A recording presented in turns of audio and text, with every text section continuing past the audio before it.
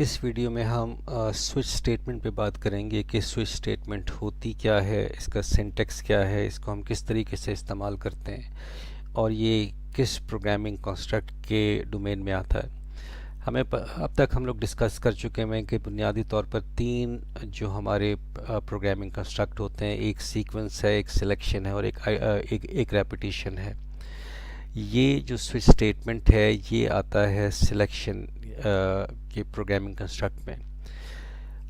इसका मतलब ये हुआ कि ये जो स्विच स्टेटमेंट है इसको हम रिप्लेस कर सकते हैं इफ़ स्टेटमेंट के साथ।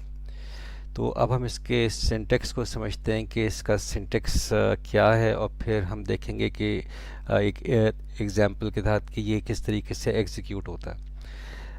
ये जो स्विच स्टेटमेंट है ये करती क्या है, इसके आगे हमने एक एक्सप्रेशन दिया हुआ। ये एक्सप्रेशन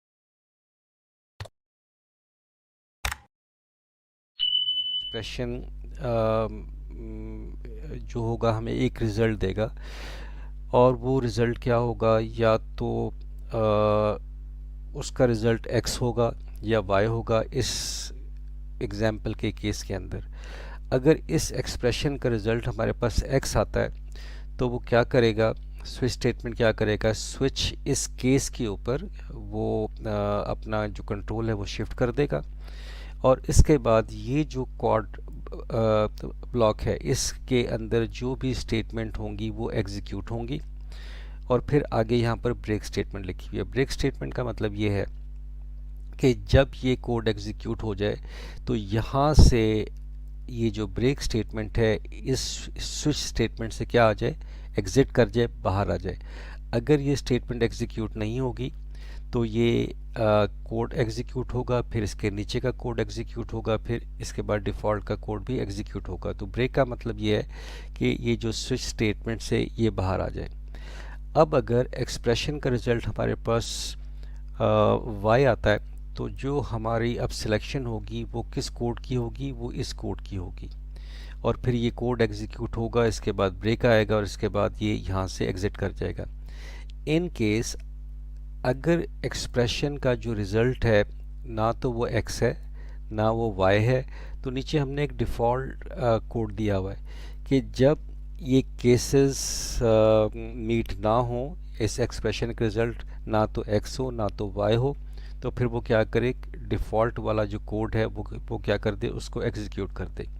ये बैकग्राउंड है स्विच की, इस तरीके से स्विच स्टेटमेंट इस्तेमाल होती है, ये इसके पीछे लॉजिक है। एक छोटी सी एग्जांपल हम यहाँ पर देखते हैं। यहाँ पर हमने एक वेरिएबल डिक्लेयर किया जिसका नाम है OPER, ठीक है। और इसके बाद हमने सिर्फ इतना लिखा है कि सी आउट एंटर एन ऑपरेटर 1 2 3। तो हम ये कह रहे हैं कि 1 2 3 इन आपने कोई भी एक वैल्यू आपने एंटर करनी है, 1 करना है, 2 करना है या 3 करना है। तो जो भी हम वैल्यू एंटर करेंगे वो किस में चली जाएगी, वो OPER में चली जाएगी। अब यहाँ पर हमने स्विच स्टेटमेंट लगा दी है। अब स्विच स्टेटमेंट किस बेस पर एग्जीक्यूट होगी, इस OPER की वैल्यू पर बेस होगी। इस केस के अंदर यही एक्सप्रेशन है। अब अगर हम 1 एंटर करते हैं तो OPER की वैल्यू क्या हो जाएगी, 1 हो जाएगी।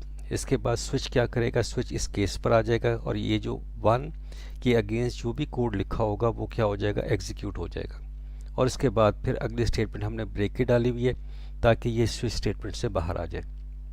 अगर OPER की वैल्यू हम यहाँ पर 2 एंटर करते हैं तो फिर क्या वो एग्जीक्यूट करेगा, वो 2 एग्जीक्यूट करे, 2 के ब्लॉक में जो भी लिखा होगा तो वो ये चीज़ हो जाएगा, यू हैव एंटर 2, ये चीज़ एग्जीक्यूट हो जाएगी। ब्रेक का मतलब है स्विच से एग्जिट कर जाए। इसके बाद अगर हम OPER की वैल्यू 3 देते हैं तो वो क्या करेगा, ये जो स्टेटमेंट है इसको एग्जीक्यूट करेगा, फिर इसको इस ब्रेक की मदद से स्विच स्टेटमेंट से बाहर आ जाएंगे। और अगर हम 1 2 3 के अलावा कोई और हम वैल्यू एंटर करते हैं तो वो क्या करेगा, इन सब को स्किप करेगा और सीधा कहाँ पर आ जाएगा, इस डिफ़ॉल्ट पर आ जाएगा और ये चीज़ इसको डिस्प्ले कर देगा कि you did not enter either of 1 2 और 3। और फिर ब्रेक के बाद ये फिर स्विच से बाहर आ जाएगा। आइए इसको ज़रा चला के देख लेते हैं। हमने इसको कंपाइल किया अगर इसके अंदर कोई एरर नहीं है तो इसको एग्जीक्यूट होना चाहिए।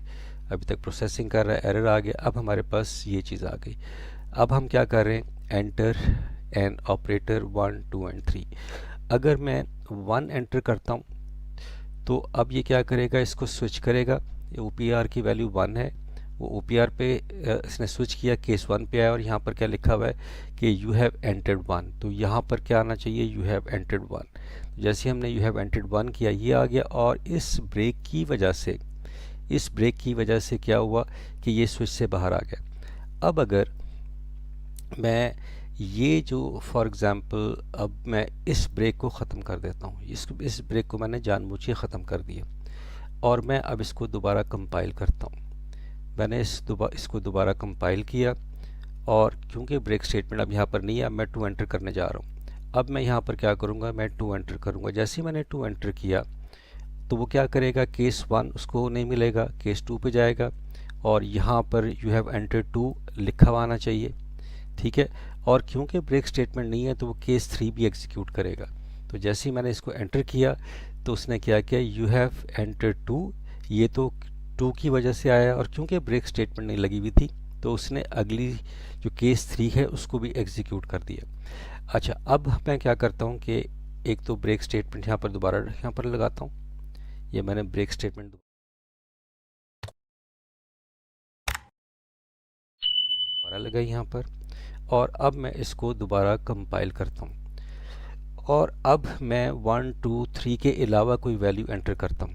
तो अब जब मैं 1 2 और 3 के अलावा कोई वैल्यू एंटर करता हूँ, फॉर एग्जांपल 5, तो मैं अब मैं ये एक्सपेक्ट कर रहा हूँ कि ये केस 1 केस 2 केस 3 ये तीनों नहीं मिल रहे इस ऑपरेटर की वजह से, और वो सीधा अब कहाँ पर आएगा, डिफ़ॉल्ट आएगा। और डिफ़ॉल्ट पे क्या लिखा हुआ है कि you did not enter either 1 2 3, ठीक हो गया। अब इसके बाद जैसे ही मैंने एंटर किया तो आप देख सकते हैं कि you did not enter either of 1 2 3।